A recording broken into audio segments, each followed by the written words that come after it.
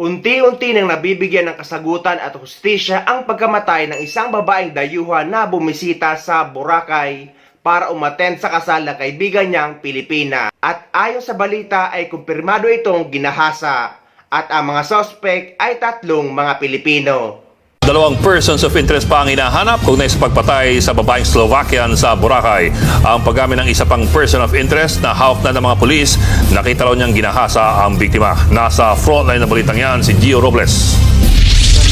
Kinanta ng 28 anyos na person of interest sa pagnanakaw at paghalay sa babaeng Slovakian national sa isla ng Boracay ang dalawa nitong kaibigan na nasa likod umano ng krimen.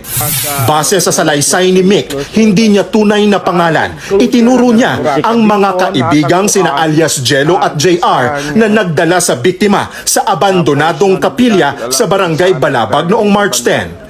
Ayon kay Mick, nakita niya kung papaano gahasain at pinatay ang dayuhan. Ang official po na report ng ating medical examiner po doon ay isang blunt force injuries to the head po.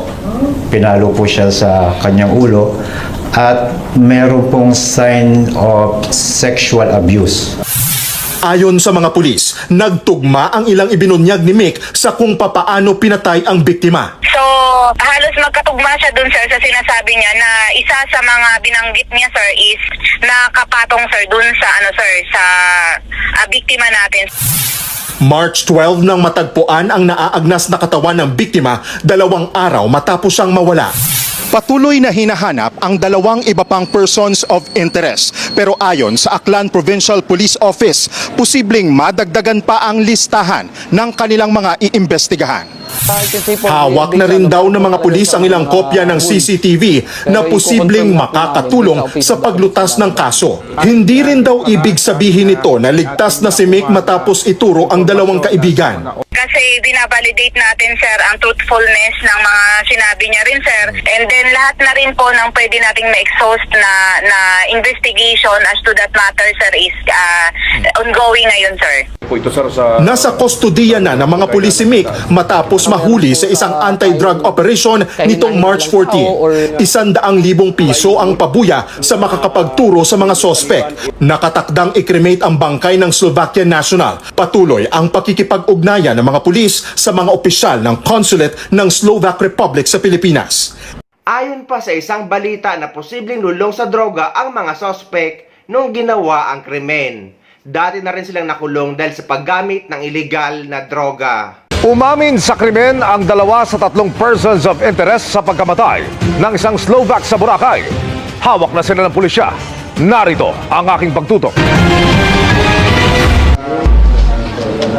May saksak sa iba't ibang bahagi ng katawan at walang pang-ibabang saplot.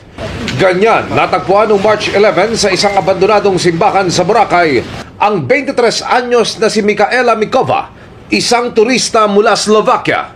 Ngayon, hawak ng Special Investigation Task Group ng pulisya ang 2 persons of interest at ayon sa pulisya, umamin raw sila sa kaso.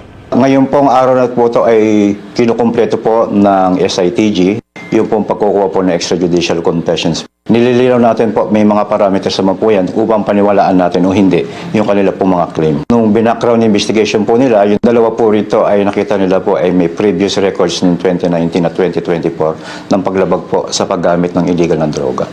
Ages po nila ay nag-range po sa 25 to 30. Batay sa forensic investigation, namatay si Michaela dahil sa palo ng isang matigas na bagay sa ulo. Lumabas din na inabuso ang Slovak national. Meron daw po siyang sign ng sexual abuse po. Base po sa background po ng persons of interest ay maaaring lulong sa droga. May isa pang person of interest pero wala pa raw ito sa kustodiya ng pulisya. Nakausap na rin ng SITG ang Pilipinong kaibigan ng biktima na kasama niya sa isla. Ang paalam niya lang, sir, is may pupunta na siya, sir. Pupunta siya sa another portion ng isla. Mamamasyal siya, something like ganun yung paalam niya. Ito po ay isang isolated case na patuloy po na iniimbestigahan. Sa mga ganitong kaso ay hindi na dapat binubuhay ang mga yan dahil malalakas ang loob ng mga sospek na yan dahil walang death penalty sa Pilipinas at posible pa silang makalaya. Dapat ang mga ganito na malinaw ang kasong pagpatay ay kung buhay ang kinuha ay buhay din ang kabayaran. lalo na't may panggagahasa pa. Eto na ba ang pinagmamalaki ng Pilipinas ngayon na bumaba na daw ang krimen sa bansa at bloodless war para sa mga kriminal?